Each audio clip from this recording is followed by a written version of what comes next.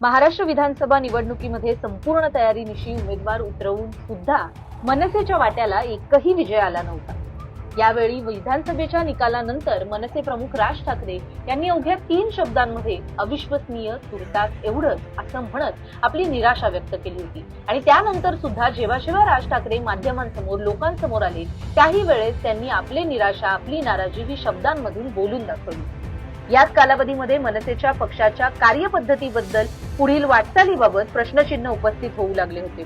काही जणांनी तर मनसेचं चिन्ह सुद्धा जाणार अशीही चर्चा केली होती। दरम्यान मनसे आणि ठाकरे गट एकत्र येण्याच्या चर्चांना सुद्धा उधाण आलं होतं।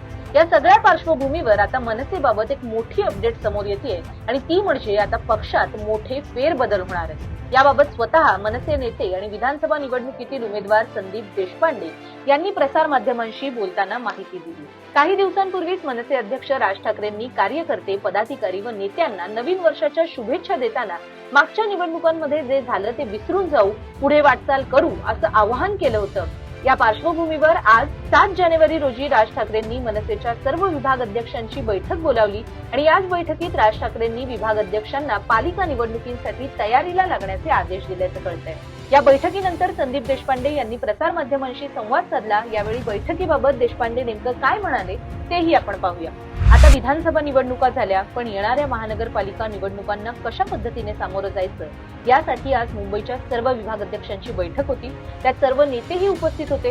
लवकरच येत्या काही दिवसात पक्षात पूर्ण रिफॉर्म करण्याचा निर्णय राज ठाकरेंनी घेतलाय। तो बदल कसा असेल हे येत्या काहीच दिवसांमध्ये दिसेल। बऱ्याच गोष्टींच्या बाबत हे बदल झालेले पाहायला मिळतील असं सूचक विधान संदीप देशपांडे यांनी केले।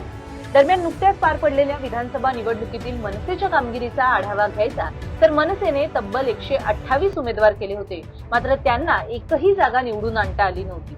स्वतः राज ठाकरे यांनी महाराष्ट्रातील कानाकोपऱ्यामध्ये जाऊन आपल्या जाहीर सभा घेतल्या होत्या।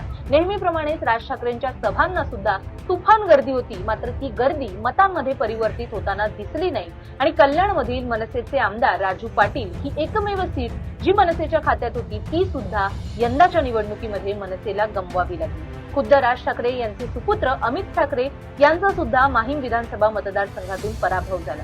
त्यांना पाठिंबा देण्यावरून झालेल्या वादामुळे सदा सरवणकर सुद्धा नाराज झाले होते आणि दरम्यान भाजपा व शिवसेनेचा शिंदे गट यांच्यातही मतभेद निर्माण झाले होते। दरम्यान राज ठाकरेंनी त्यांच्या नववर्षानिमित्त केलेल्या सोशल मीडिया पोस्टमध्ये लवकरच पक्षातील नेते, कार्यकर्ते व पदाधिकारी यांना सविस्तर मार्गदर्शन करणार असल्याचं नमूद केलं होतं।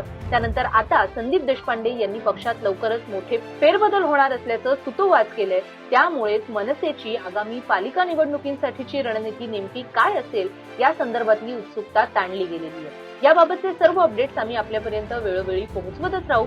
त्याचबरोबर महाराष्ट्रासह देशभरातील विविध अपडेट्ससाठी लोकसत्ताच्या YouTube चॅनलला सबस्क्राईब करायला विसरू नका। पाहत रहा लोकसत्ता।